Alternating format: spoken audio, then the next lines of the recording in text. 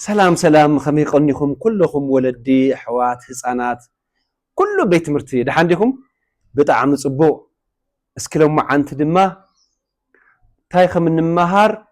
او زي زلا تمهاريت بيتي ختنغرنا ايا كمي لخ بيتي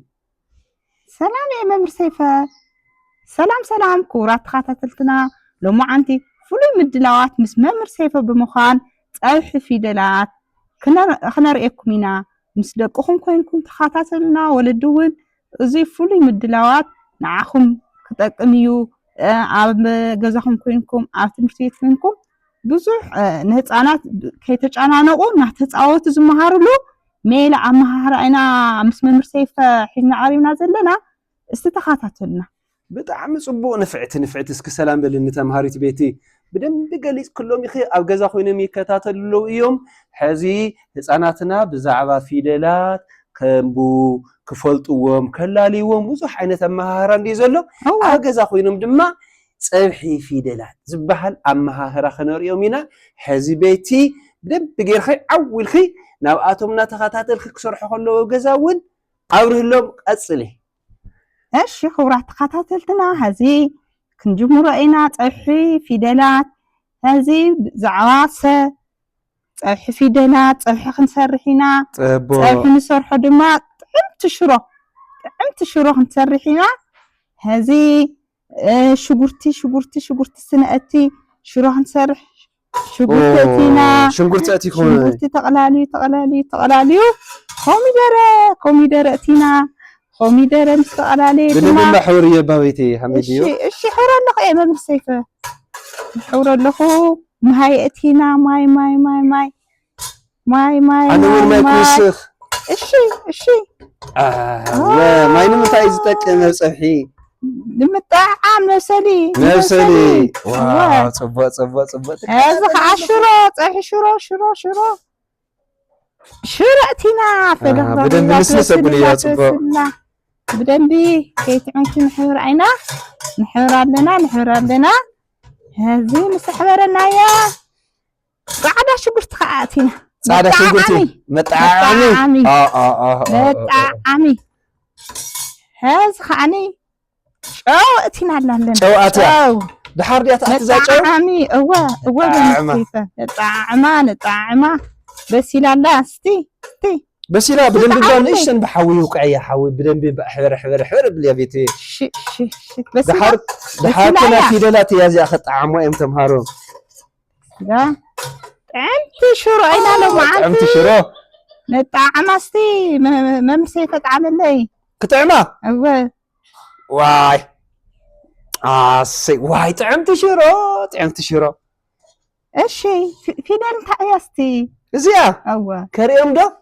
ወይ ጥዒመያ ጽቡቕቲ እያ እዚኣ ፊደል ሰ እያ ቤቲ ሰ እየውፅያ እያ እዚኣ ፊደል ሰ ሰዓት እዚኣ እሕረረኒ ጽቡቕቲ እያ እዚኣ ድማ ወይ ጥዕምቲ ፊደል እያ እዚኣ እውን ሱ እየውፅየ ሱ ጥዒመያ ሱፍ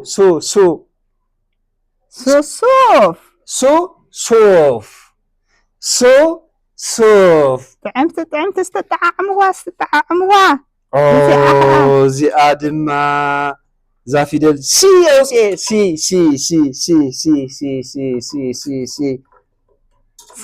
ሲሶ ማለት እያ ሲሶ ጥዕምቲ ዶ ጥዕምቲ ወይ ከቅምጠ እንዴ ኩለን ድሓር ክሰርዐ እንዴ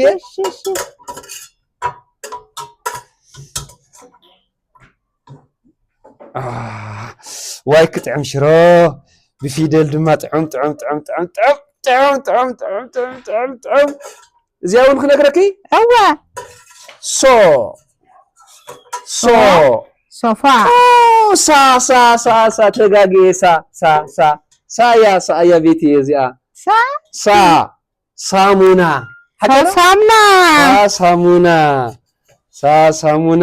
እዚኣ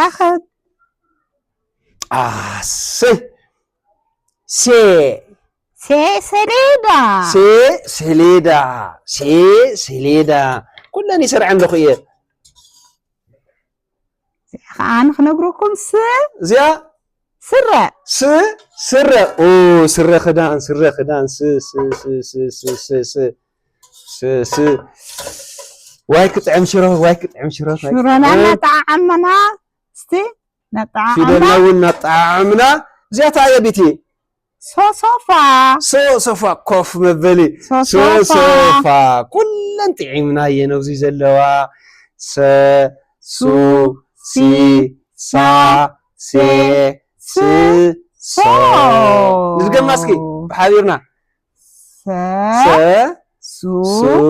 سي سا سي سو تعينا تماهيرنا لما عنتي بيتي لما عنتي في نفسه مزرعهم هتسانات كي تجانانو بقميلو ناچاوتا نافلطو ناتمهارو ناسحقو ناتزاناغعو لفلطلو ميلا امهار ايزي ኣብ ገዛ ኮይኖም እውን ከጽብሒ ክስራሕ ተሎ እዚ ድማ ብጸወታ መልክዕና ነስርሖም ዘለና ማለት እዩ ብፊደል እዩ እዚ ስለዚ ተኣየመው እዚ ይጥዕሙ ዘለው ፍልጠት እዮም ማለት እዩ ናይ ፊደል እስኪ ንገሪዮም በደንብ ንወለዱን እዚ መደዋዕሮ ምስ ህፃናት ፍሉይ ምድላዋት ሓደሽ ነገራት ሒዙ ይመጽእ እዩ ላይክ ሼር ሳብስክራይብ ናብዙሓት ኣባጽሑልና ያው ሓሳባትኩም ሃውና ሼር ግበሩና ፍሉይ ነገራት ምንታን ክነቅርበልኩም ንስኹምውን ሓሳብ ሃውና ዝተፈላለዩ ምድላዋት ክነቅርብ ብዙሕ ትልምሒዝና ኢና ሞ ወደዲ ኩልኩም ሓሳባትኩም ንደልዩ ኢና ጽቡቅ ቤትዬ ብጣዕሚ ዘኻኺርክኒ እዚኦም ነቅርቦም ዘለና ዝተፈላለዩ ትምህርታዊ ጸወታ ከይሰልቸዩና ተዘናግዑ ክጻወቱ እንድዩ አንሕና ድማ መደዋዕሮ ምስ ህፃናት ኢቨንትስ እስካብ ሕዚ ላይክ ሼር ገለስ ኣይንብልን ዘለና ይመስለኒ ግን ጽቡቅ እዩ ኩሉ ምንት ክፈልጦ ክመሃሩ ለብገዛ ላይክ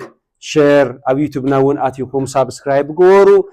ምግባር ጥራሕ ከይኾነ ድማ ካባና ብልዓል ስኻትም ትፈልጥዎም ነገራት በዚ ኣውን ኩዱ ከምዚ ኣገርኩም ዚን እውን ወስኹልና ወልና ኣመወዳእታ ናይ ዝተፈላለዩ ፕሮግራማት ክልውና እዮም ንሕዚ ሒዝናዮም ዝቀረበና ብዛዕባ ፍልጠት ፊደል ቀላል እያ ነዚ ኣብ ገዛ ብዘለና እናተፃወቱ